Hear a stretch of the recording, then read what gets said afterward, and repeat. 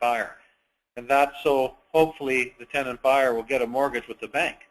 If the bank sees that that property is selling seconds before for a much lower price, they're going to be very nervous about whether or not they have security for their mortgage. So registering that on title as a caveat will be the second thing you can do, and it'll show that you've had the right to buy it at that lower price for some time, and it's more likely the appreciation is truly happened in the marketplace. So don't be greedy. Register a caveat early.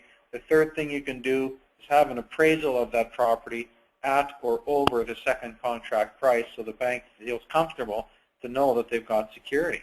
That really helps a lot of deals. I guess the other thing is, trying to pick your parties carefully. Pick motivated people who you think are going to work well together and get it done. I've seen a number of deals over the years where the issue was the market didn't quite perform as strong as they had hoped.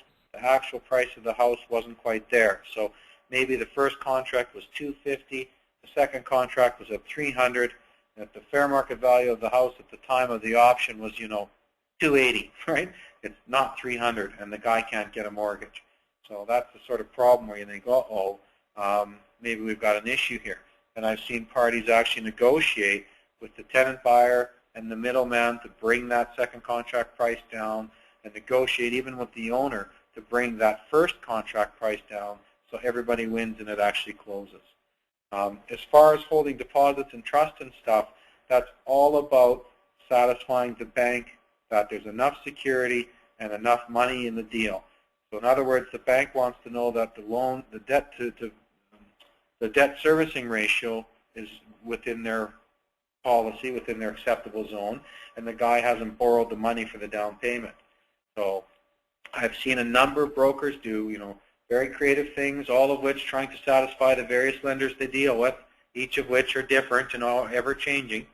They might have the deposit, set aside where they issue monthly receipts, or they will have, the amount in a separate account and all this kind of stuff.